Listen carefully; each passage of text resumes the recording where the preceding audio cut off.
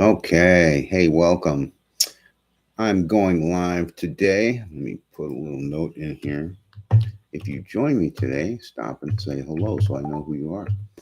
Um, so, a lot of choice of topics this week, a lot of things I was thinking about talking about, but I think uh, but what I decided to talk about today was enlightenment because I think it is a very often thrown around word, and there's a lot of myths and misunderstandings and just sort of a confusion about the whole issue of enlightenment. And I think um, I feel like a lot of people, especially in the spiritual community, are getting sort of off the track as far as that goes, because they still believe that enlightenment is something that they need to achieve. It's something that they can go get.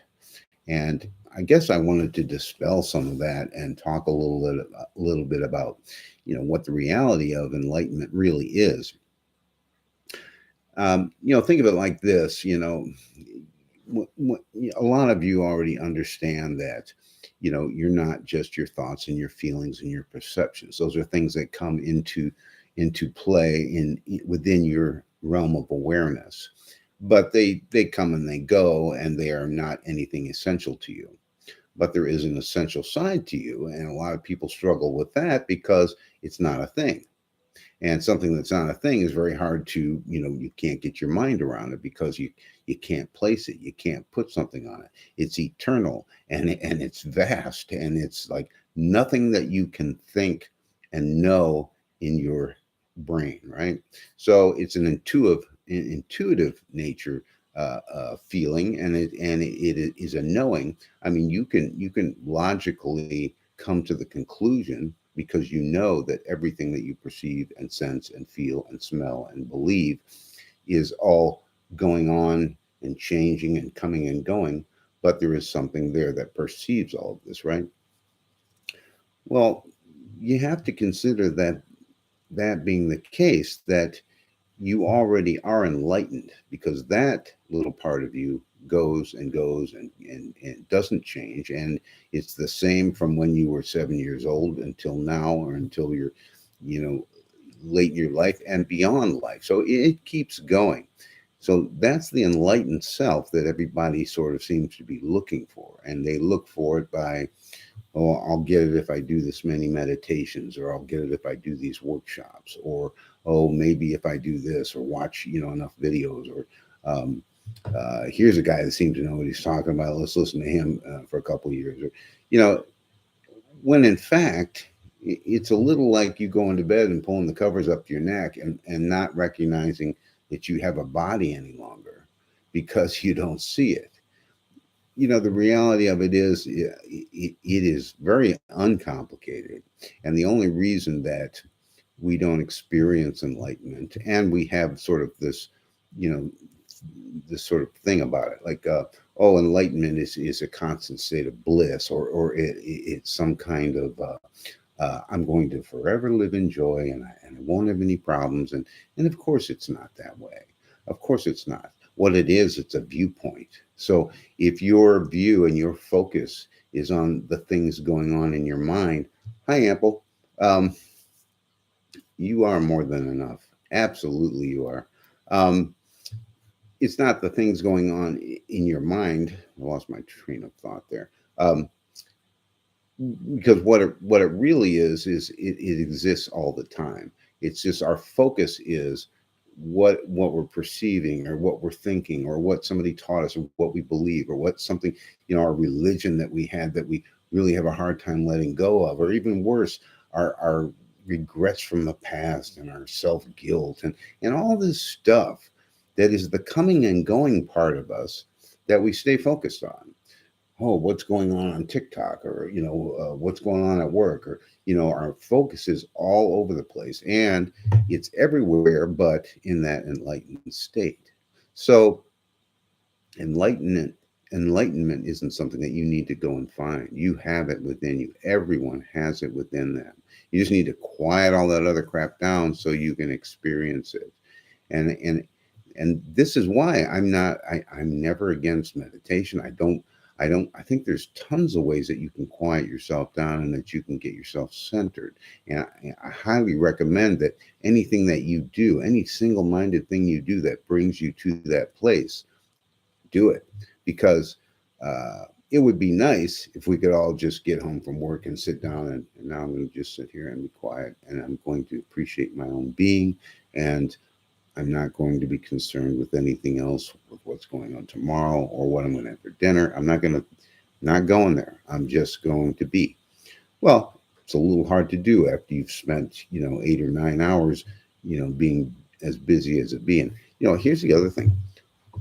What makes us believe that our self worth is based on being busy? I mean, I don't know about other countries, but I know here in America, it's like if you're not busy 100% of the time, you get the impression that people think that you're a slacker or uh, well, this minute wasn't filled. Why don't you fill that up with something? Hey, honestly, I'm going to take a minute right here, a useless minute, to have a sip of coffee. That was pleasurable. Now you're going to hold that time against me? So, the thing is that we really need to look again at what we value. What do you value? Do you value, having your mind preoccupied at all times so you're unable to look at who you really are and you're unable to even be aware of your own awareness? This is part, and if you listen to people like Rupert Spira or Eckhart Tolle, I mean, this is, they're always talking about being aware. And the reason they're talking about that is because most of our lives are lived busy and unconscious. And yes, we have that enlightenment inside us, but we're not even aware of it. Um, Less is more. Excellent. Less is more. I value time to enjoy my life. Yeah, absolutely. I mean, you hear stories and there are people that just work hard their whole lives and then they pass away. And, in the last moments, you have to wonder if somebody's thinking about, you know, well, I accomplished a lot, but did I really enjoy this life? And what's the point of accomplishing anything if you don't enjoy your life, right? So, and that's not done tomorrow and it's not done next, month when I go on vacation. It's really done right now, day by day, moment by moment. Um, and that's the other thing, learning to appreciate every little thing. That's not that hard to do. You just have to recognize that, humans think, oh, I'm always making a mistake, or I dropped this, or I dropped that. And they look at all these little moments, that things that they consider going wrong, but, dropping things, and gravity is a force of nature. I mean, we've lived with it our whole lives and we still can knock things over. I mean, these things happen, and I guess we think we want to be 100% perfect at everything. We want everything to go perfectly smoothly. And if it did, we wouldn't have learned a damn thing.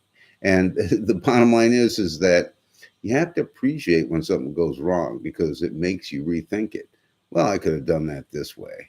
Or, you know, recognize the fact that it's two sides of the same coin. You can say something 18 different ways, but you're saying the same thing. You can learn something in all kinds of ways. It's all about appreciating the failures, the successes, the quiet moments that don't mean anything. Stop trying to put meaning on an event that happens, or a code or a number that you saw. Or, I mean, if we take our focus away from the external and from the things that we perceive and that we hear and that we smell and that we taste and that we think and that we believe, and put our focus on back to the person or the thing or the can't name it that is experiencing all these things, then we're going to be coming from a better place. And it's, a place of enlightenment, the real enlightenment, not the one that I got out of a book. Does that make sense? We got, oh, hi, Em.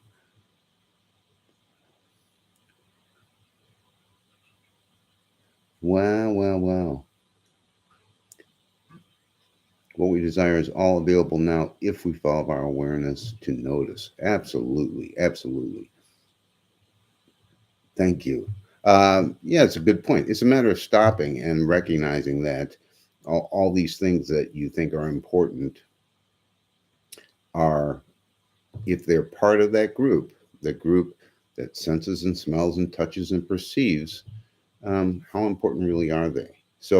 Um, so I just wanted to throw that out there because I think a lot of us get lost in the search and get lost in the rhetoric, and you know, spiritual groups become, well, I follow this leader and I follow this leader. And the truth is, you just want to follow your heart. And that may take you in all kind of places. But the bottom line is, you don't need to go outside yourself to find your own enlightenment. And you don't need to have somebody, you don't need anybody tell you how to do it. You just need to get quiet, find that place within yourself. Everything else then will come to you. Not in a book. It's not in a book. You're right. So I just want to throw that out there. Any comments or questions? I'm happy to read them. Ample is here. What do you see? I love that. I value time to enjoy my life. Honestly,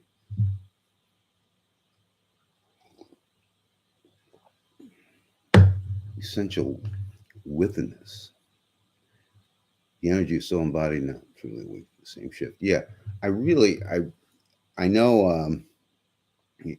Because many of us have been in the sort of spiritual awareness movement for a long time. I mean, we've done our ups and downs and gone in and out, and there's still people that I respect and listen to, and I'm inspired by them. But the true learning is coming from somewhere else. And when I get in touch with who I really am, then I'm in touch with that universal knowledge. And uh, my friend here, Emily, she does channeling, she does workshops, she does a lot of this stuff, but it doesn't come from a book from her. She just brings it in by being centered and finding it there. And I think we all need to take responsibility to do that. It can't be something that you want somebody to do for you. Would you say, Ample, like people can't sleep because of TikTok? I know. I know. And addiction's a funny thing. Total different energy this year. Yeah, I really think so. I really there was a time for learning, and Emily mentions is a total different energy. It's really coming from within this year, and I think there was a time for study and learning and trying things and experimenting, and it all always seems to come down to just getting quiet within yourself and getting in touch with that for yourself. So yeah, happy. Well, thanks you guys for joining and pitching in on this.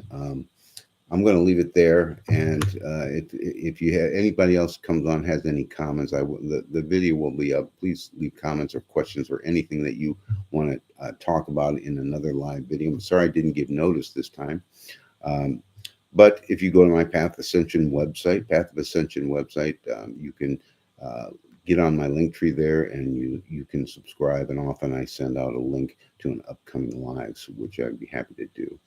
So. Till that, oh, I've got another comment here. Let's see what that is. Do we all have to find our purpose or goals in life? Or we'll just have to focus on what we love to do with compassion in our heart for everyone and everything, and paths will unfold automatically? I more have to go with the latter because, you know, I have found that trying to find meaning and purpose in everything that you do in life just kind of runs you down a lot of wrong roads. So, yeah, I believe that you just have to focus on yourself and on the love that you have and the compassion that you have for others and let things unfold. Yes, that is trusting in the universe to bring you where you need to be. And, the problem with our defining meaning and defining purpose is that where does all that come from? It comes from the thinking mind. So it's not like we're trying to piece together things and find and find all this understanding, but and you look at a plant or an animal's life and it seems so simple, and they don't have any plans and they don't have any goals, and they're fortunate not to have this busy thinking mind to take them away from their natural path. So you have to trust your natural path. And I would encourage you guys, after it's over, to go down and look at some of these comments. I can't read them all, but they're great. But thank you anyway. Thank you all, guys, for being here. If you like these kind of videos and you want to see more, let me know what you'd like to see done. I do also make regular videos on YouTube, so you can check those out. And hey, just for today, be aware of who you are. Be aware of who you're not. These perceptions and thoughts. Just be aware of who's perceiving them, and let's see how the day goes. Thanks again for watching.